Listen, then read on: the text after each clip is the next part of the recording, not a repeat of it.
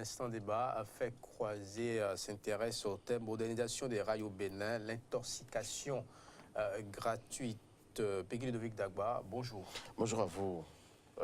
Bonjour à vous, tranquillin, à 4 Pénantin, chers amis téléspectateurs et auditeurs, bonjour. Dans la gare de Cotonou, les rails s'oxydent et le chemin de fer béninois reste à quai. Voilà, eh bien, ce titre qui fait le tour du monde depuis quelques jours pour intoxiquer inutilement dans cette affaire de rail qui oppose Bénin Rail au groupe Petrolin, en tout cas. Ce débat revient sur la question pour essayer d'entrevoir un peu le bien fondé et pourquoi pas quels pourraient être les objectifs de cet acharnement dans ce dossier qui pourtant a déjà été tranché par la justice béninoise et n'attend que d'être exécuté. Pour en parler sur ce débat, j'ai deux invités. Pour l'invisseur, il y a le président du groupe de travail secteur privé et médias. Bonjour. Bonjour Peggy. Merci d'être avec nous. C'est moi. En face de vous, eh bien, c'est James William Baguidi. Il était il y a quelques instants seulement sur ce plateau. Il revient pour la cause, pour la manifestation quand même de certaines lumières sur la question, parce qu'il faut aller au fond et en comprendre, et bien sûr, une fibre. Bonjour. Bonjour à vous Peggy. Merci d'être avec nous. C'est moi qui vous remercie. Alors James William Baguidi, si on doit vraiment remonter peut-être au début de cette affaire, d'où est parti le quiproquo? Alors, si vous voulez qu'on parle du quiproquo, le quiproquo apparaît en novembre 2013. Le quiproquo apparaît en novembre 2013, mais s'il faut parler du quiproquo, il faut peut-être déjà remonter à qui a des droits et qui n'en a pas.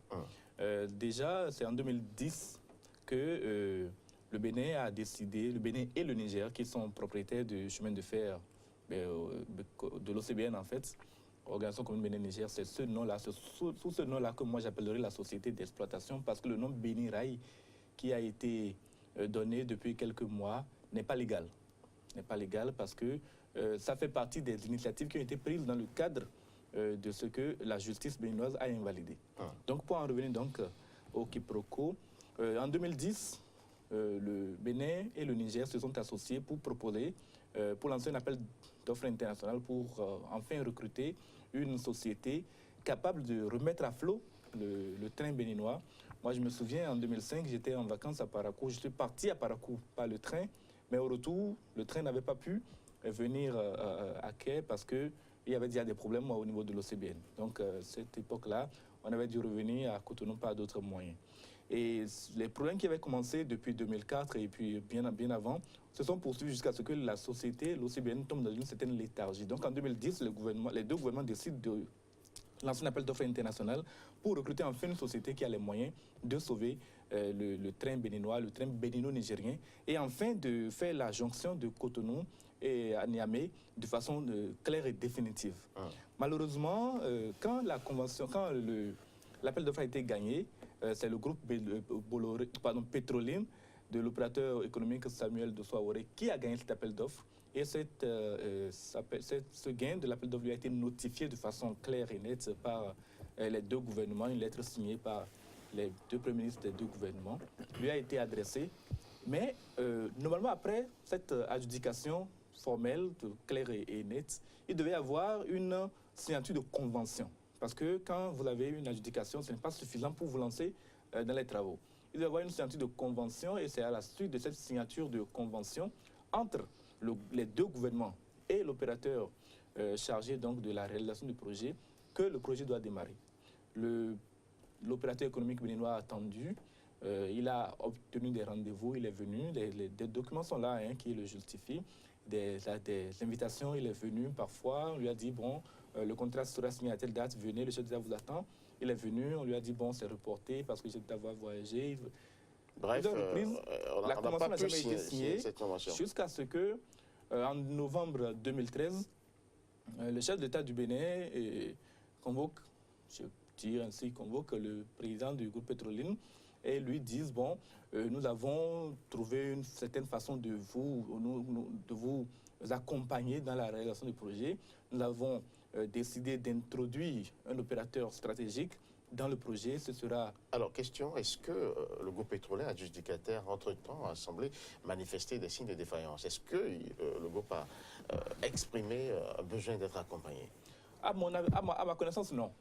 Le groupe n'a jamais manifesté une envie d'être accompagné. Il a juste manifesté le besoin que la convention soit signée et signée le plus rapidement possible. Et sans la signature de la convention, le groupe n'allait pas déclencher les investissements que le chef de l'État voulait qu'il déclenche pour notamment la rénovation de la gare de Cotonou, pour le lancement des chemins de fer. En fait, le chef de l'État voulait qu'il y ait des actions préalables à la signature de la convention. Mais des actions d'éclat. Des actions d'éclat. Quand même qu'il y a quelque chose qui a commencé à être fait. L'action n'était pas couverte. Elle n'aurait pas été couverte. Et les investissements qui en seraient issus n'auraient pas vraiment été totalement pris en compte. C'est vrai que si la convention intervenait plus tard, elle pouvait prendre en compte le fait que les investissements préalables sont désormais, font partie du package général et que donc le groupe Petroline pouvait en bénéficier. Mais tant qu'il n'y avait pas de certitude, surtout les invitations...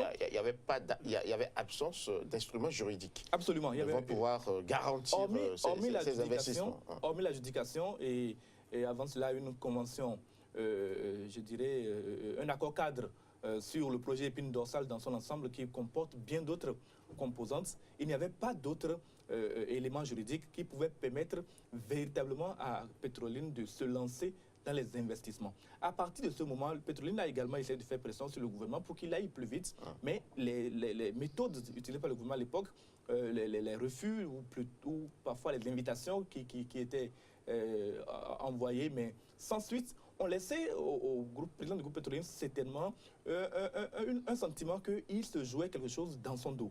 Et quand vous n'avez pas de certitude, vous n'êtes pas en mesure d'investir parce que c'est des milliards, des milliers de milliards qui devraient être investis, environ 2000 milliards pour réaliser de façon complète ce projet-là.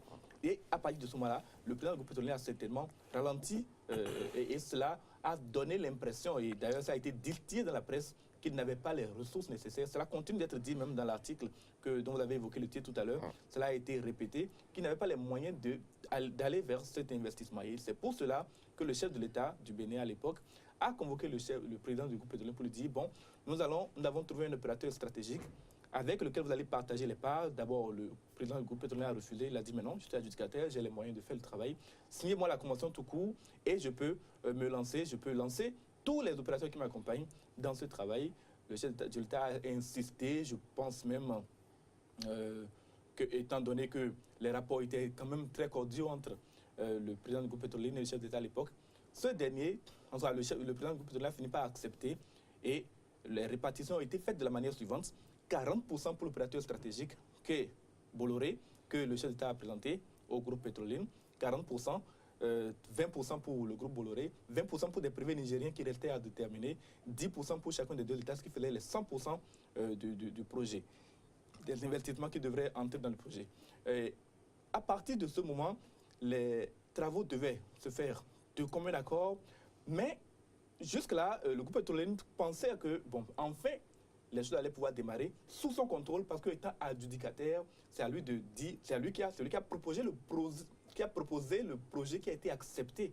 Et donc, c'est ce projet-là qui doit être réalisé, notamment des rails format standard qui devraient pouvoir porter des trains à grande vitesse sur nos rails et puis des trains qui transporteraient des marchandises d'une certaine quantité. Et voilà qu'à un moment donné, on a commencé à écarter le président du groupe pétrolier. Des négociations ont été faites pour la signature d'une nouvelle convention et ces négociations-là ont eu lieu à Niamey et à aucun moment, le président du groupe pétrolier n'a été informé de ce que des négociations ont commencé. Mais fort heureusement pour lui, des informations ont fuité. Il a obtenu les documents qui étaient déjà paraphés par toutes les parties et son nom n'apparaît nulle part. On parle encore de privé béninois. Cette fois, on ne dit plus.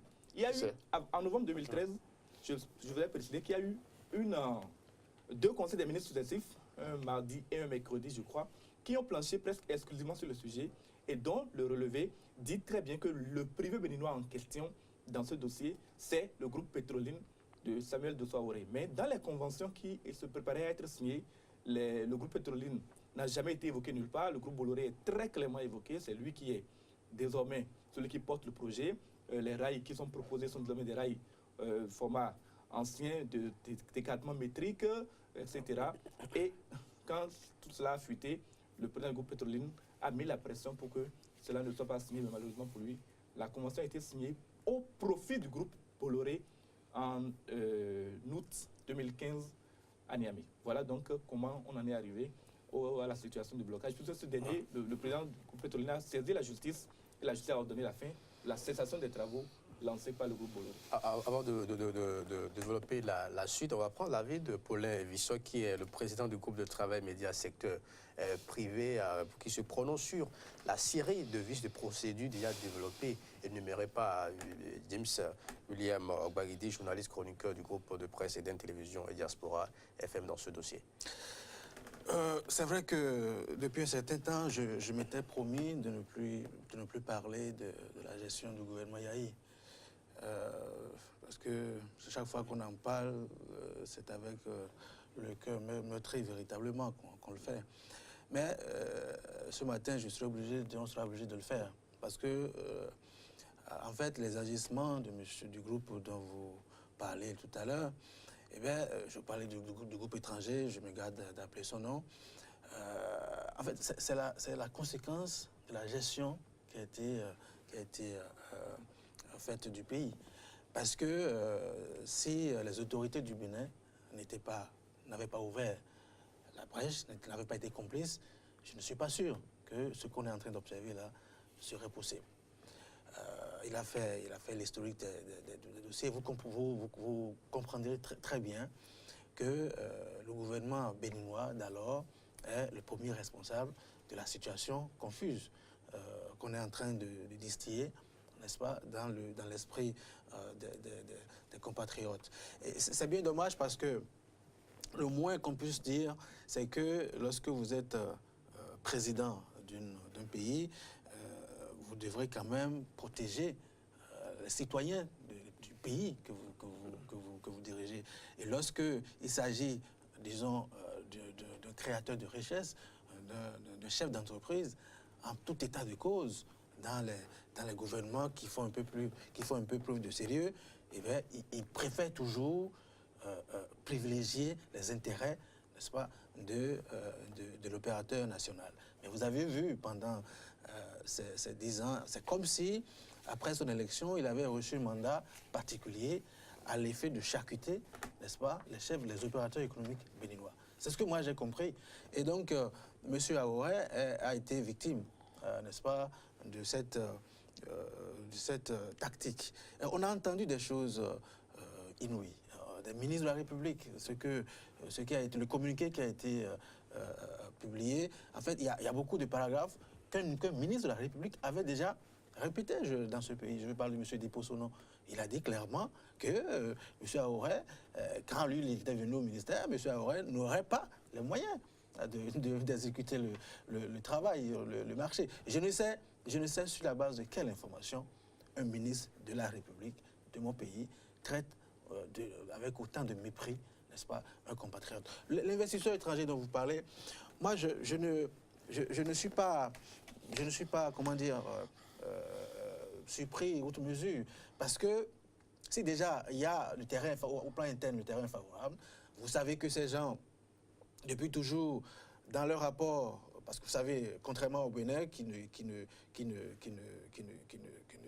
n'assiste pas ces opérateurs économiques, la France, elle, par contre, est derrière ces opérateurs économiques. Et donc, ce pays-là, malgré, disons, même si sur papier, on dit que nous sommes indépendants, ce pays continue toujours de croire, n'est-ce pas, qu'il agit en territoire conquis dans sa colonie. Et dans les rapports d'une colonie vers son maître, eh bien, c'est un rapport de dominé à dominateur, si vous voulez. Donc, pour eux, le Bénin n'existe pas, en fait, en réalité.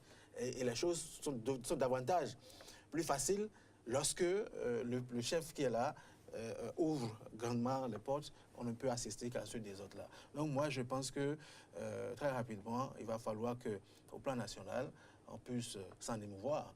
C'est vrai que nous avons pris l'habitude de nous accommoder des pires bêtises humaines, mais ça, avec tous les sacrifices qui ont été consentis. Parce que ce qu'on ne sait pas, c'est que en termes de cadre juridique régissant le partenariat public-privé au Bénin, il n'y a aucune loi en réalité. Donc c'est normal que M. Auré dise, tant que la convention n'est pas signée, je ne prends aucun engagement sérieux. Et vous savez très bien qu'avant qu'on en arrive là, il y a bel et bien des dépenses, des charges qu'il a dû couvrir, les études de faisabilité, le montage du dossier d'appel d'offres, toutes les garanties qu'il fallait apporter, certainement et obligatoirement, il a dû satisfaire à cette condition. C'est pourquoi d'ailleurs, à bon droit, il a été déclaré adjudicataire. Alors, sans aucun cadre juridique clair, on lui demande, n'est-ce pas, d'investir. Il faut être fou. Mais pendant qu'il au moment où il réclamait la signature de sa convention, justement, des choses se tramaient, beaucoup de choses se sont organisées dans l'illégalité derrière. Et ça a commencé à la table ronde de Paris. La table ronde de Paris où, devant l'initiateur du projet, eh bien, la parole a été donnée officiellement au président du groupe que vous savez, et c'est lui qui a présenté le projet. Le groupe Bolloré, ça. Oui, alors il a dit exactement ceci, hein, je cite, Monsieur Dossou Samuel, président du groupe pétrolin, a accepté de m'accompagner dans ce projet en investissant son argent. Il devient le propriétaire du projet. Ces propos ont été rapportés par un journal, la presse du jour notamment. D'accord. C'est ce qu'il a tenu, n'est-ce pas, officiellement à Paris lors de la table ronde, n'est-ce pas. C'est quand même inouï, monsieur le président du groupe Bolloré n'aurait pas pu prendre la parole s'il n'a pas été, autorisé par les autorités du Bénin. Donc voilà comment on a pu malmener, n'est-ce pas, un citoyen de ce pays qui n'a commis peut-être, le seul crime qu'il a commis, c'est des gens décidés d'entreprendre. Et ce qui est marrant, c'est que ce monsieur a bâti sa fortune longtemps avant que M. Yahya Bouni ne vienne au pouvoir. Mais d'où vient qu'une fois au pouvoir, il a pu prendre cette décision qui a été défendue, soutenue par un certain nombre d'autorités de ce pays, notamment membres du gouvernement. C'est vraiment déplorable. Et chaque fois qu'on en parle, lorsque vous êtes un activiste du secteur privé comme moi, chaque fois que vous en parlez, c'est avec le cœur gros que vous en parlez. Parce qu'effectivement, ce n'est pas concevable. Je n'ai pas compris ce qui a pu arriver pour qu'on puisse, disons, nous livrer à autant de bassesse. Ce que nous entendons là... Monsieur Vissot, ce qui arrive, c'est que cet opérateur l'a dit au travers d'une de ses interviews, il gagne toujours partout où il passe et ils ont une manière commando, en tout cas, si je résume bien l'idée, d'opérer.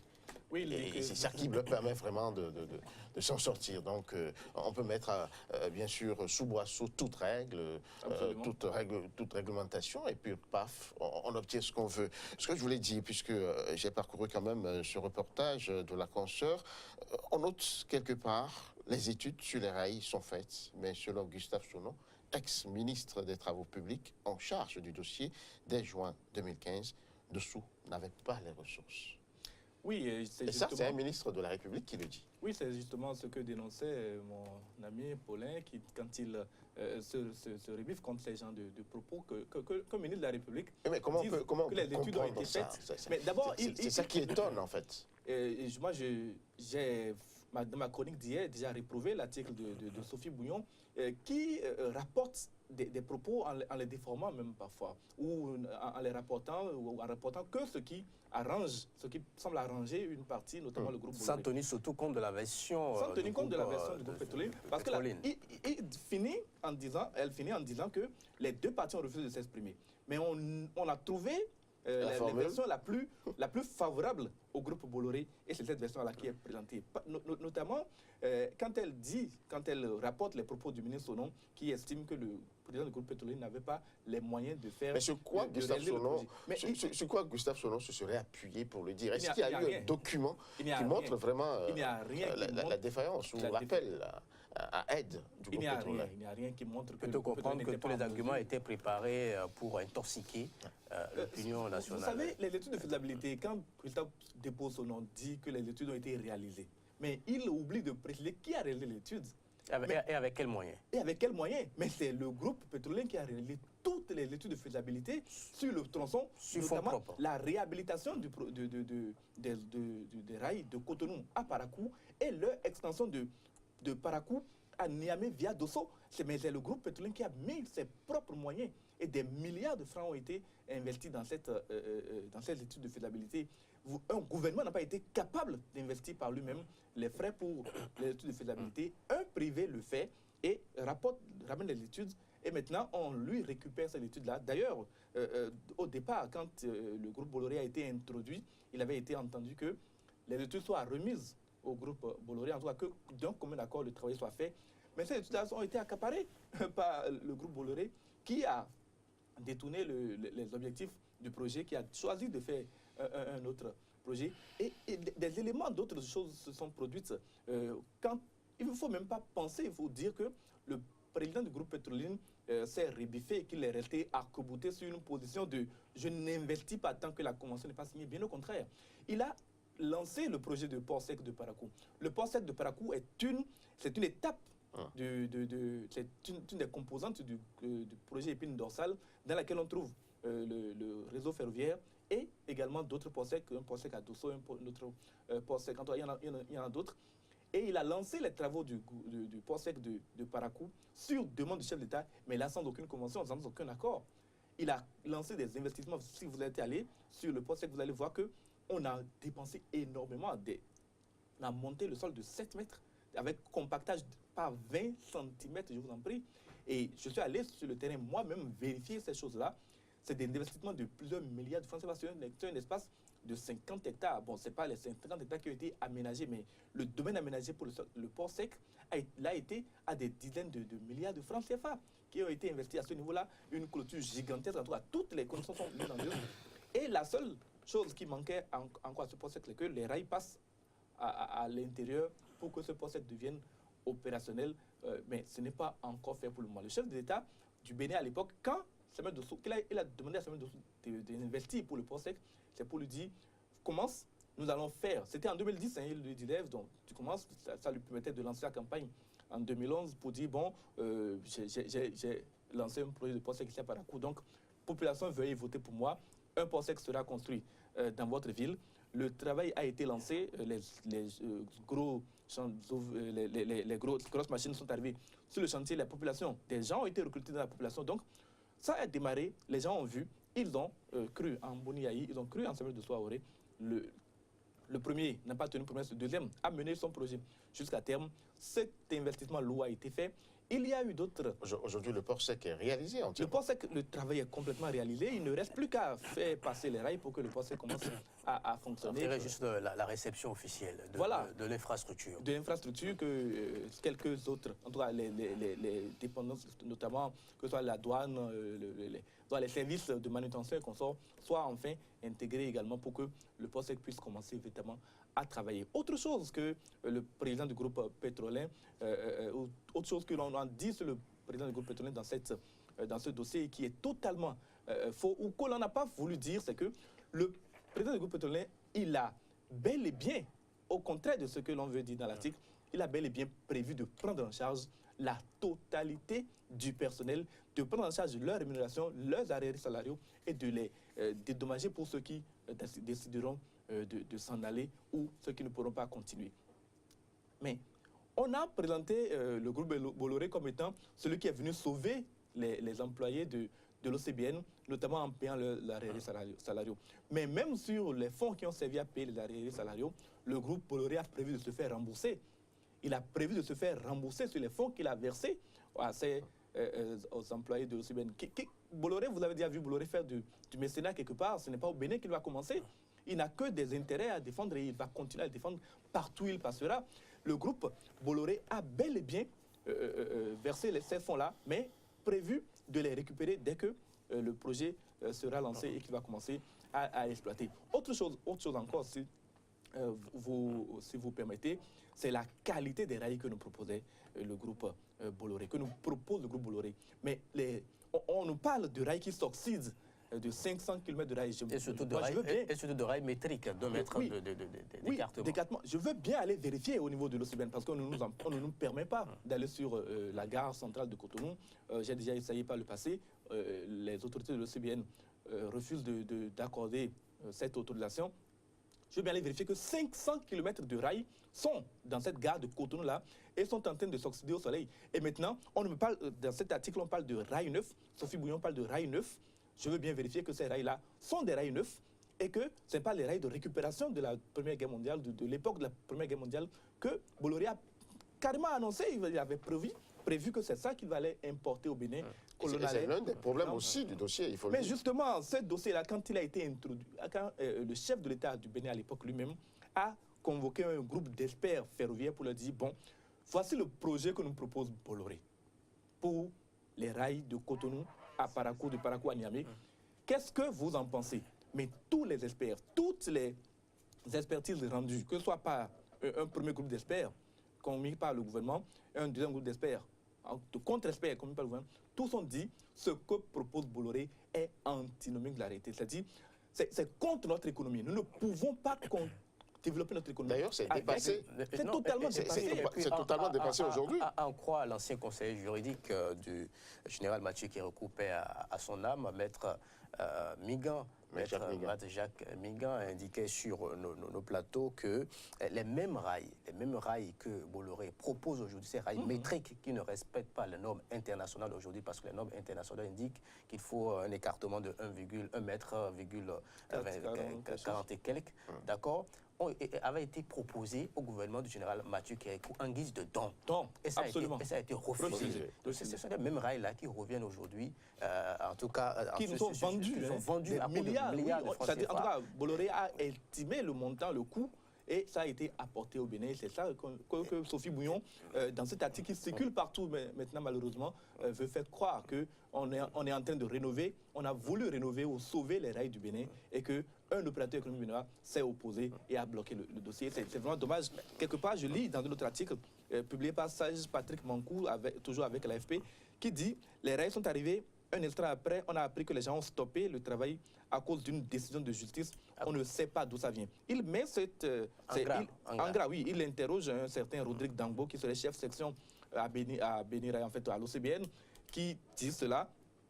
Les travailleurs de l'OCBN prétendraient ne pas savoir d'où vient la décision de justice et prétendraient que les rails sont arrivés, un instant après, on a appris que les gens ont stoppé les travaux. C'est une aberration. Quand vous mettez des choses comme ça, vous les mettez en exergue dans un article, c'est pour impacter un public, celui qui lit, pour se dire, mais où se trouve le coupable dans tout ça, pour le Vissot, vous ne voyez pas un montage à un moment donné, on a l'impression que le gouvernement béninois d'alors avait donné cette caution-là à tous ces gens qui écrivent ces insanités dans la presse et qui intoxient. Parce que si le chef de l'État, dans lui-même devant la presse, dit « Ok, oui, je respecte la justice de mon pays, je suis le premier magistrat du pays », et que cette décision rendue publique par la justice de ce pays, en tout cas que lui-même dise qu'il ne respectera pas la décision que Bolloré va continuer.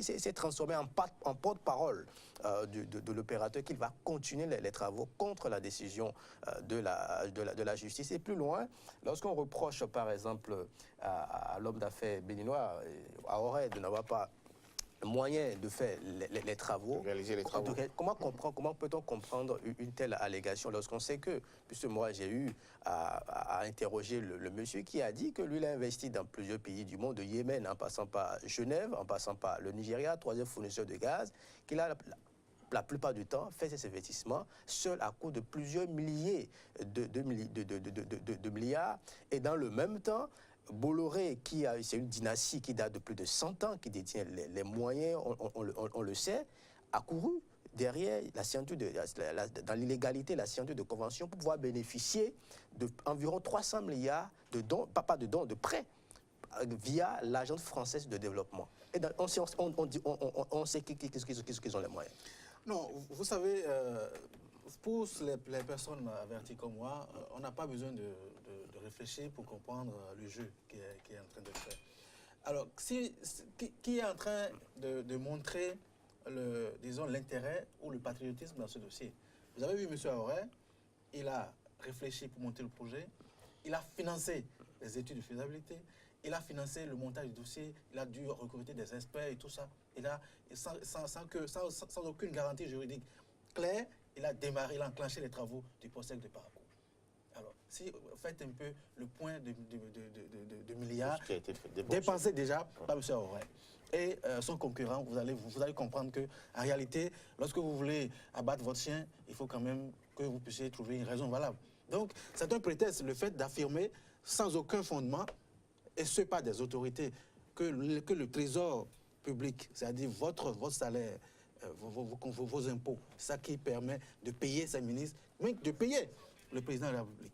Et c'est des gens qui devraient servir l'intérêt du pays, disons, braquent leurs armes finalement contre le pays. Vous comprendrez que le débat, le fond, le verre est dans le fruit en réalité. Donc moi, je ne suis pas... Je pense que la question aujourd'hui, c'est comment nous allons pouvoir nous en sortir. Et là, c'est dans cette logique que le président Talon, en tout cas, visiblement, je suis à l'aise. Je suis à l'aise parce que, nous avons la justice du Bénin qui a pris une décision, même si un écrivaillon dit quelque part dans cet article qu'une décision de justice, on sait d'où... Vous voyez à quel point... Pourtant, il a bien dit une décision de justice. Une décision de justice, il dit... Il a bien dit.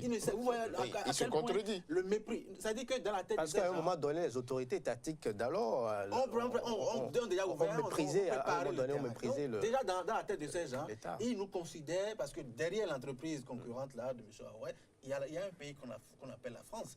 Et ce pays, toutes ces colonies continuent de voir toutes ces anciennes colonies comme ces choses. Donc, ensuite, nous, on n'a pas de droit. Entre un esclave et son maître, il ne peut pas avoir un rapport d'égalité. Donc, il nous considère comme... Qu'est-ce que nous devons espérer du président de la République? Il considère, avant que j'en arrive là, il considère... On va conclure. Le Bénin comme sa propriété. Donc, on peut venir faire n'importe quoi et quand on veut. Un territoire comme... Les choses changent, on est en 2016. Je veux bien croire que, le peuple... Parce que ce qu'on dit là, ça dépasse l'intérêt même de M. Aouret seul. C'est-à-dire que c'est l'honneur même de la République du Bénin qui est touché. Et c'est en cela que je voudrais en appeler à notre sens patriotique. Parce qu'au Bénin, nous avons l'habitude, disons, de nous taire. Tant pour autant que ce n'est pas nous qui sommes directement touchés, eh bien, personne ne réagit. On s'accommode des pires bêtises. On devrait pouvoir observer une solidarité de corps. C'est-à-dire que le problème qui est là, c'est une manière indirecte de dire, vous là, vous êtes notre chose. On peut en faire ce qu'on veut. Alors, qu'est-ce qu'on peut faire? Monsieur Talon, vous savez, c'est une chance que nous ayons quelqu'un comme ça, parce que lui, il sait. C'est quand même un homme d'affaires. C'est un homme d'affaires. Il a enclenché le processus. Et je le sais, très équilibré. Il est diamétralement à l'opposé. En tout cas, pour le peu de temps qu'il a eu à faire, il est diamétralement à l'opposé de ce que nous avons vu. Il s'est déjà prononcé sur le nombre de crises opposant des... Vous avez vu son intervention dans l'entourage du 1er août par rapport à ce conflit, cette situation entre M. Adjavon et un certain nombre d'opérateurs, sa position. Donc, je suis convaincu qu'il adoptera une position équilibrée. Et c'est regrettable. Il faut que toutes les autorités, n'est-ce pas, de ce pays, qui ont créé cette confusion, qui ont permis que cette confusion naisse et grandisse, il faut qu'on puisse les interpeller pour qu'elles puissent s'expliquer. Merci à vous. Paulin Vissot, président du groupe de travail média secteur privé, James William Guaguidi.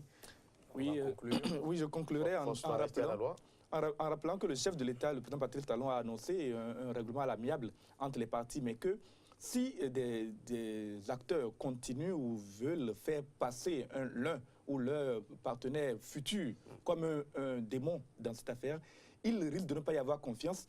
Pardon, et tant qu'il n'y aura pas confiance, ce projet-là ne peut pas être mené à bon terme. Et s'il faut revenir dans ce cas en arrière, il faudra revenir uniquement à ce que la justice a décidé et non pas à un règlement qui viendrait en tout cas remettre en cause ce qui est du droit. Donc force doit rester à la loi, comme vous dites, Peggy Ludovic Dagba. Et si quelqu'un veut s'introduire dans le dossier, quelqu'un veut collaborer à la réalisation des chemins de fer du Bénin, il doit se conformer à ce qui a été déjà préparé, décidé, et c'est ainsi que nous allons mener le pays vers le développement. Merci à vous, James William Guaguidi. Je rappelle que vous êtes chroniqueur politique du groupe de presse et d'une télévision Diaspora FM. Merci à vous, Tranquille à Belentin, de m'avoir aidé à faire ce débat sur ce plateau. Merci. En tout cas, je crois que tout a été compris. Ce qui reste, c'est que force reste évidemment à la loi. L'autorité de la chose jugée, et bien évidemment, les juristes le savent, il faudra forcément rester donc à cela. En tout cas, nous attendons de voir la suite.